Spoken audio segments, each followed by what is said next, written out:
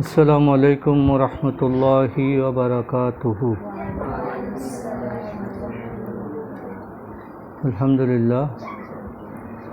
আলহামদুলিল্লাহি রাব্বিল আলামিন ওয়াসসালাতু ওয়াসসালামু আলা সাইয়্যিদিল মুরসালিন ওয়া আলা আলিহি ওয়া আসহাবিহি আজমাইন। আজকের 15তম ক্লাসে আমরা মহান আল্লাহ তাআলার শুকরিয়া আদায় করি। আল্লাহ রাব্বুল আলামিন কোরআনুল কারীমের এই গুরুত্বপূর্ণ অংশে আমাদেরকে শরীক করেছেন। একজন বান্দার জন্য আল্লাহর কোরআন বুঝতে পারা, কোরআনের জন্য সময় ব্যয় করা, কোরআনের শিক্ষার্থী হওয়া, এটা অনেক সৌভাগ্যের বিষয়।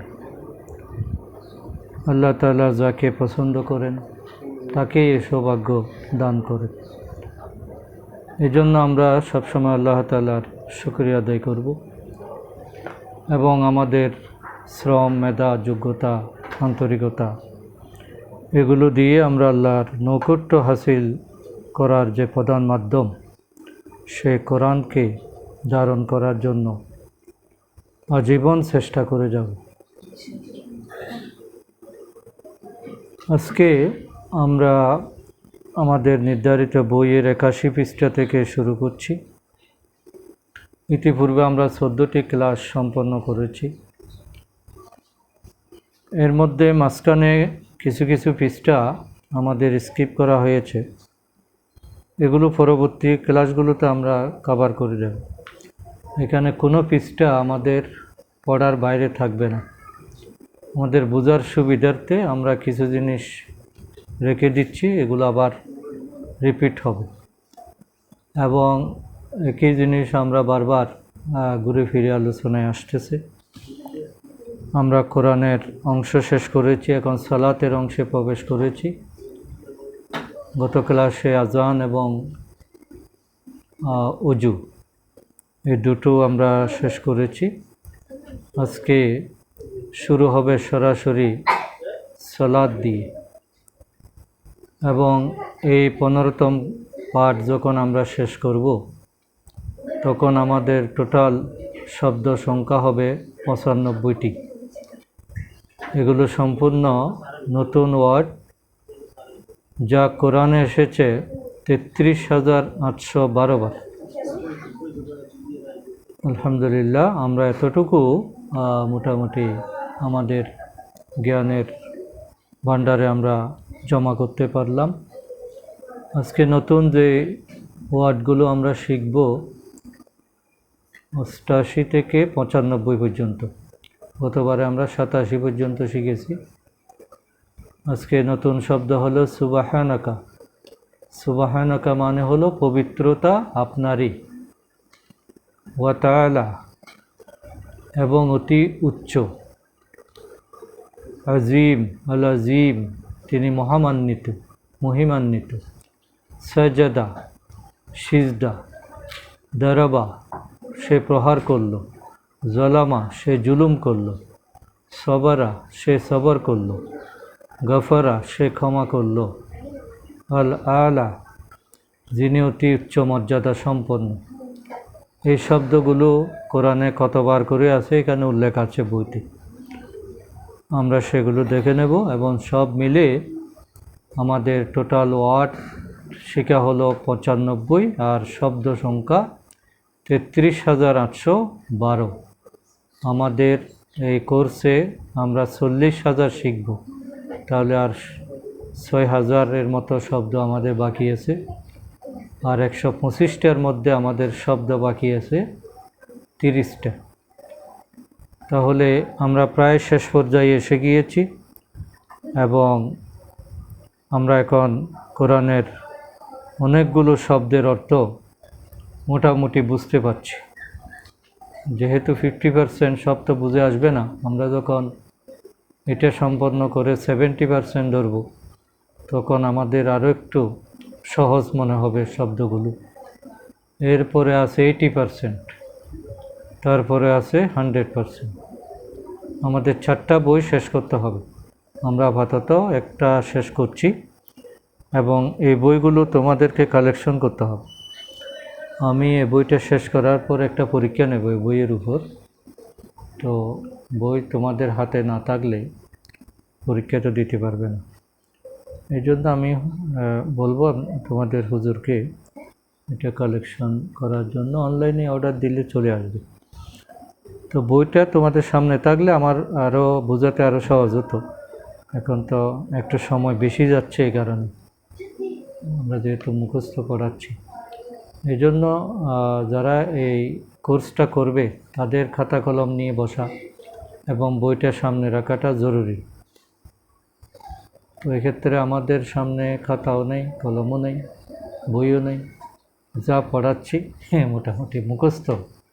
তবু তোমাদের আরবি জ্ঞানটা ভালো আছে বিদায় তোমরা মোটামুটি আমি বললেই বুঝতে পারতেছো, যেহেতু কোরআনের ওয়ার্ডগুলো তোমাদের জানা আছে। এটা হলো আমাদের পজিটিভ দিক। কিন্তু এমনি একেবারে নতুন শিক্ষার্থী হলে যেভাবে বললাম ওভাবেই প্র্যাকটিস করতে হবে। যা হোক, আমরা আজকে সালাত অংশে প্রবেশ করছি। সালাতের সূচনাটা ঘটে নিয়তের মাধ্যমে। তো নিয়ত করা এটা ফরজ। কোন নামাজের যে 13টা ফরজ বা 14টা, তার মধ্যে নিয়ত একটি গুরুত্বপূর্ণ। আর নিয়তটা মানে হলো মূলত মনের সংকল্প। আমি কি ফজরের নামাজ পড়ার প্রস্তুতি নিলাম না জোহরের নামাজ পড়ার প্রস্তুতি নিলাম, আমি কি ফরজ পড়ছি না সুন্নত পড়ছি, এটাই হলো নিয়ত। আমাদের দেশে যেগুলো আরবি শব্দ উচ্চারণ করা হয়, নাওয়াইতু আন উসাল্লি লিল্লাহি, এগুলো আসলে হাদিসের মধ্যে ওভাবে নাই। এগুলো আমরা নিজেরা কিছু জিনিস সংযোজন করেছি। এই জন্য ওগুলো বলাটা জরুরি না, এবং অনেকে এগুলো বলেছেন যে এগুলো বলাটা বেদাত, যেহেতু আল্লাহ রসুল সাল্লাল্লাহু আলাইহি ওয়াসাল্লাম এইভাবে এগুলো পড়েন নাই। এই জন্য নিয়ত মানে হলো সরাসরি মনের সংকল্প করা, এবং নামাজে দাঁড়িয়েই আমরা একটা দোয়া পড়ি। এটা নামাজ শুরু করার পরে এখানে দোয়াটা দেওয়া হয়েছে। আমরা যেটা জায়নামাজের দোয়া বলি, ইন্নী ওয়াজ্জাহাতু ওয়াজহিয়া লিল্লাযী ফাতারাস সামাওয়াতি ওয়াল আরদ হানিফা ওয়া আনা মিনাল মুশরিকিন। এটা হলো আসলে ইব্রাহিম আলাইহিস সালামের দোয়া, এটা কোরআনের অংশ। তো ওই দোয়াটা আমরা পড়তে পারি। এরপরে আমাদের নামাজটা শুরু হবে তাকবীরে তাহরিমা দিয়ে, আল্লাহু আকবার। এটাই হলো নামাজ শুরুর প্রথম শব্দ। এবং হাত এ বরাবর, কাঁধ বরাবর, কান বরাবর। অনেকে এইভাবে ভেবেছি ভিতরে, এটার দরকার নেই। এটা হলো এমনি নামাজের একটা জেনারেল রুলস হলো সবগুলো পশ্চিমমুখী হওয়া, ক্যাবলামুখী হওয়া। পা, মাথা, চোখ, নাক, হাত সবগুলো ক্যাবলামুখী থাকাটাই হলো নামাজের আদব। অনেকে দাঁড়ায় যে পা দুইটা এরকম, দুইটা দুই দিকে করে এরকম, মানে বি আকারে। এটা না, পা থাকতে হবে সোজা, তারপরে বডি থাকতে হবে সোজা, তোমার গা সব সোজা, এবং হাতও দিতে হবে এভাবে সোজা, যাতে পশ্চিম ক্যাবলামুখী হয়। আমি যদি এরকম করি তাহলে তো হাত ক্যাবলামুখী হলো না। এজন্য সব আঙ্গুল ক্যাবলামুখী করে, মানে আত্মসমর্পণ আর কি। আমরা কেউ যদি বলে যে এই হাত তুলো, আত্মসমর্পণের চিহ্নটা কি? এরকম যে আমি আর কিছু করব না। তাহলে আত্মসমর্পণের ভঙ্গিতে আল্লাহ তাআলার কাছে দাঁড়ানো। এবং তাকবীরে তাহরিমা মানে হলো যে তাকবীর পড়ার পরে দুনিয়ার সমস্ত জায়েজ কাজগুলো নাজায়েজ হয়ে যায়। কথা বলা জায়েজ, খাওয়া জায়েজ, মানুষের সাথে দেখা করা জায়েজ, কিন্তু সব নাজায়েজ হয়ে যায় আমরা যখন আল্লাহু আকবার তাকবীরে তাহরিমা যখন বলি, তখন সমস্ত কিছু হারাম। এই জন্য এটা হলো তাকবীরে তাহরিমা, যেটার মাধ্যমে সব কিছু হারাম ঘোষণা করা হয়। শুধু একটাই কাজ তখন আল্লাহকে স্মরণ করা, আল্লাহ যেটা যেভাবে করতে বলেছেন সেভাবে পালন করা। এই জন্য অন্য চিন্তা করাও হারাম। নামাজে দাঁড়িয়ে যদি আমি দোকানের হিসাব করি বা আজকে বিকালে কী পড়া এটা একটু মনে করি, এরকম কোনো কিছুই, কোনো কাজেই ওখানে জায়েজ নেই। সমস্ত চিন্তা ভাবনা হতে হবে শুধুমাত্র কার জন্য? আল্লাহ তাআলার সন্তুষ্টি। এবং আল্লাহ রসুল বলছেন, তোমরা যখন নামাজে দাঁড়াবে তখন মনে করো যে এটাই তোমার জীবনের শেষ নামাজ।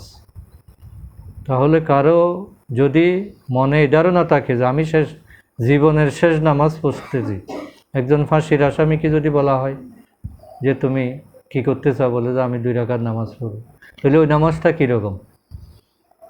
তদ্রূপ প্রত্যেক নামাজে দাঁড়ানোর সময় ওই মানসিকতাটা পোষণ করতে হবে। এবং হতেও পারে এটাই আমার শেষ নামাজ। আজকে যে আমি এশারের নামাজ পড়লাম, কালকে ফজরের নামাজ পড়তে পারবো কোনো নিশ্চয়তা আছে? কারো নিশ্চয়তা নেই। এই জন্য হতে পারে এটাই আমার শেষ নামাজ। এই মানসিকতা নিয়েই নামাজে দাঁড়াতে হবে। এবং আমরা হাত বাঁধব। হাত বাঁধা নিয়ে আমাদের দেশে খুবই মারামারি, বুকে বাঁধবে না নাভিতে বাঁধবে। এগুলো আসলে একেবারেই অপ্রয়োজনীয় বিষয়। আল্লাহ রসুল দীর্ঘ সময় ধরে নামাজ পড়তেন এবং এই কারণে তিনি এক এক সময় এক এক জায়গায় হাত বেঁধেছেন। কোনো সময় হাত খোলাও রেখেছেন, আবার কোনো সময় উপরে বেঁধেছেন, কোনো সময় নাভিতে বেঁধেছেন। তাহলে এগুলো সবটাই সুন্নত, এগুলো একটাও নাজায়েজ না। এবং এগুলো কেউ যদি বুকে বাঁধে তার নামাজও হবে, নাভিতে বাঁধলে তার নামাজও হবে, হাত খোলা রাখলেও নামাজ হবে। আর যাদের একদম 2 হাত নাই, হাত ছাড়া মানুষ আছে কি না, তো ওরা নামাজ পড়বে না? তাহলে হাতের বাঁধা না বাঁধা এটা আসলে মুখ্য বিষয় নয়। এইগুলো নিয়ে বিতর্ক করা এটা একেবারেই অপ্রয়োজনীয় এবং অনাকাঙ্ক্ষিত। আমাদের দেশে ছোটোখাটো বিষয় নিয়েই আসলে সময় নষ্ট করা হয়। 90% মানুষ যে নামাজ পড়ে না, ওদের ব্যাপারে কারো কোনো কথা নেই। কিন্তু মসজিদে যে 10% আসে, ওরা কোথায় কী করলো না করলো এগুলো নিয়ে আমাদের মারামারি ঝগড়াঝাটি। তাহলে আমরা এগুলো করব না। আমাদের হানাফি মাযহাবে আমরা নাভির উপরে বাঁধি এবং হাত বাঁধার নিয়মটা হলো এই 2 হাত এদিকে 2 গিরা বরাবর একদিকে ধরবে, আর 3টা উপরে থাকবে। আমরা এইভাবে বসাই দিই, এভাবে বসাই দেওয়া ঠিক না। এটা হলো এদিকে এবং নাভির উপরে, নাভির বরাবর, নাভির উপরেই হাতটা থাকবে। আর এভাবে আমরা নিয়ত করার পরে এখানে আমাদের বইতে একটা দোয়া দেওয়া হয়েছে, যেটাকে আমরা কি বলি, সানা পাঠ। তাহলে সানাটা তো আমরা সবাই জানি, এই অর্থটা আমরা এখন জানার চেষ্টা করি। আমরা বলি প্রথমে আউযুবিল্লাহ বিসমিল্লাহ তেলাওয়াত হবে, এরপরে আউযুবিল্লাহ বিসমিল্লাহ এটা সূরা ফাতিহার আগেও পড়তে পারে অথবা এর আগেও পড়তে পারে, একদম শুরুতেও পড়তে পারে। তবে আমরা সাধারণত আগে সানা পড়ি, এরপর আউযুবিল্লাহ বিসমিল্লাহ পড়ি। তো এগুলো কোনো সমস্যা নাই। এখন আমাদের বইতে যেটা আছে এটার অর্থটা আমরা একটু দেখে নিই। সেটা হলো সুবহানাকা। সুবহানাকা মানে কি? কা মানে কি? আপনার। সুবহানা মানে পবিত্রতা। তাহলে সমস্ত পবিত্রতা মহিমা আপনারই। আপনারই বলতে কাকে বোঝানো হচ্ছে? আল্লাহ তাআলা। আল্লাহ তাআলার প্রশংসা দিয়ে নামাজ শুরু। সুবহানাকা, পবিত্রতা আপনারই। আল্লাহুম্মা, ইয়া হে আল্লাহ। ওয়া বিহামদিকা, ওয়া এবং বিহামদিকা, বিমানের সাথে, হাম মানে প্রশংসা, কা মানে আপনার, আপনার প্রশংসার সহযোগী, আপনার প্রশংসার সাথে আমরা কি করছি? আপনার পবিত্রতা বর্ণনা করছি। সুবহানাকাল্লাহুম্মা ওয়া বিহামদিকা, আপনার প্রশংসার সাথে হে আল্লাহ আমরা আপনার পবিত্রতা ঘোষণা করছি। ওয়াতাবারাকা, ওয়াতাবারাকা এবং কল্যাণময়, তাবারাক, হ্যাঁ বারাকা, বারাকা থেকে তাবারাকা, তাবারাকা মানে তিনি কল্যাণময়, ওয়া মানে এবং, এবং ওয়াতাবারাকা তিনি এবং কল্যাণময়। ওয়াতাবারাকাসমুকা, ইসমু মানে নাম, তাহলে ইসমুকা আপনার নাম, ইসমুহু, ইসমুহুম, ইসমুকা আপনার নাম। সুবহানাকা আল্লাহুম্মা ওয়া বিহামদিকা ওয়া তাবারাকাসমুকা। মহা মহিমাময় পবিত্র হে আল্লাহ, প্রশংসা আপনার এবং বরকতপূর্ণ কল্যাণময় আপনার নাম। আপনার নামটাই একটা কল্যাণের অংশ। আল্লাহ নাম নিলেই বরকত পাওয়া যায়, কল্যাণ পাওয়া যায়। এই জন্য আমরা আল্লাহর নামাজ শুরু করেই আল্লাহ তাআলার প্রশংসা করছি এভাবে যে সুবহানাকা, পবিত্রতা আপনারই, আল্লাহুম্মা হে আল্লাহ, ওয়া বিহামদিকা এবং আপনার প্রশংসা সহকারে, ওয়া তাবারাকা এবং কল্যাণময়, ইসমুকা আপনার নাম। আপনার কল্যাণময় নামকে সাথে নিয়ে আমরা আপনার পবিত্রতা বর্ণনা করছি হে আল্লাহ তাআলা। আল্লাহুম্মা, এরপরে ওয়া তাআলা, তাআলা, ওয়া তাআলা, ওয়া এবং, তাআলা মানে হলো উচ্চ, অতি উচ্চ, ওয়া তাআলা অতি উচ্চ, এটা সুপারলেটিভ, সবচেয়ে সবার উপরে যিনি, তিনি হলেন ওয়া তাআলা। জদ্দুকা, জদ্দুকা মানে হলো, জদ্দু মানে মর্যাদা, আভিজাত্য, আর জদ্দুকা মানে আপনার মর্যাদা, আপনার আভিজাত্য, আপনার শান, আপনার মান, আপনার আভিজাত্য, জদ্দুকা। ওয়া লা ইলাহা গায়রুকা এবং, ওয়া এবং, লা ইলাহা ইলাহ নেই, নাই, ইলাহ গায়রুকা আপনি ব্যতীত, আপনি ব্যতীত কোনো ইলাহ নেই। উচ্চ মর্যাদা আপনার, আভিজাত্য আপনার, এবং আপনি ব্যতীত কোনো ইলাহ নেই। অর্থ বলা যাবে? হ্যাঁ, আবার একটু বলি। আমাদের মেইনলি শাব্দিক অর্থগুলো মনে রাখা, এটা হলো মেইন কাজ। আমরা তো আরবিটা জানা আছে, কিন্তু বাংলা কি এটা নামাজে যখন আমরা তেলাওয়াত করব তখন যাতে অর্থগুলো স্মরণ হয়। আমি সুবহানাকা বললাম, এখানে কি বুঝালাম, তাহলে এটা অর্থটা মুখস্থ করা। সুবহানাকা মানে কি? আপনার পবিত্রতা, আল্লাহুম্মা হে আল্লাহ, ওয়া বিহামদিকা এবং আপনার প্রশংসা সহকারে, ওয়া তাবারাকা এবং, ওয়া মানে এবং, ওয়া তাবারাক কল্যাণময়, ইসমুকা নাম, আপনার নাম, আপনার নাম, ওয়া তাআলা এবং অতি উচ্চ, জদ্দুকা আপনার আভিজাত্য, আপনার মর্যাদা, মর্যাদা মনে রাখো। জদ্দুকা মানে, কা মানে আপনার, জদ্দু মানে মর্যাদা, আপনার মর্যাদা, আপনার অতি উচ্চ, আপনি অতি মর্যাদাশীল। ওয়ালা ইলাহা এবং কোনো ইলাহ নেই, গায়রুকা আপনি ব্যতীত, গায়রু মানে ব্যতীত, কা মানে আপনি, আপনি ব্যতীত আর কোনো ইলাহ নেই। বলা যাবে তো? তাহলে আমরা একসাথে একটু বলে ফেলি। সুবহানাকা আল্লাহুম্মা ওয়া বিহামদিকা ওয়া তাবারাকাসমুকা ওয়া তাআলা জাদ্দুকা ওয়া লা ইলাহা গায়রুকা। মহিমাময় পবিত্র হে আল্লাহ, প্রশংসা আপনার এবং কল্যাণময় আপনার নাম। অতি উচ্চ আপনার মর্যাদা এবং আপনি ব্যতীত আমাদের কোনো ইলাহ নেই। তাহলে আমরা শুরুতেই আমাদের ঈমানটাকে আমরা পরিপূর্ণ করে নিলাম। আল্লাহর প্রশংসায় আমরা মাথা নিচু করলাম এবং আল্লাহকে স্মরণ করলাম। আল্লাহর সম্মানকে আমি আমার হৃদয়ে ধারণ করেই আমার নামাজটা শুরু করলাম। এরপরে আউযু বিল্লাহি মিনাশ শাইতানির রাজিম, বিসমিল্লাহির রহমানির রহিম।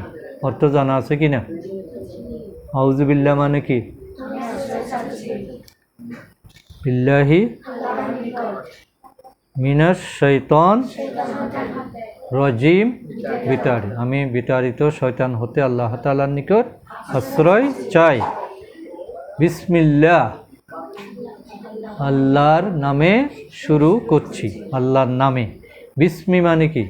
আল্লাহর নামে শুরু করছি, কথা নাই, এটা আমরা বোঝার জন্য বলি। বিসমিল্লাহির রহমানির রহিম, পরম করুণাময় অসীম দয়ালু। এরপরে আমাদেরকে কি পড়তে হয়? সূরা ফাতিহা। সূরা ফাতিহা ছাড়া কোনো নামাজ হবে না, এটা পড়াটা ওয়াজিব। যে কোনো নামাজেই সূরা ফাতিহা পড়তে হবে। এই জন্য আমরা সূরা ফাতিহা পড়ব। সূরা ফাতিহার অর্থটা তো জানা আছে, বলা যাবে? আলহামদুলিল্লাহি রাব্বিল আলামিন, সমস্ত প্রশংসা দয়াময় করুণাময় আল্লাহর জন্য। আর রহমানির রহিম, যিনি পরম করুণাময় অশেষ দয়ালু। আলহামদুলিল্লাহি রাব্বিল আলামিন, সমস্ত প্রশংসা যিনি জগৎসমূহের প্রতিপালক তার জন্য। আর আর রহমানির রহিম, যিনি পরম করুণাময় দয়াময়। মালিক ইয়াউমিদ্দিন, যিনি বিচার দিনের মালিক। বিচার দিন বলতে কোন দিন?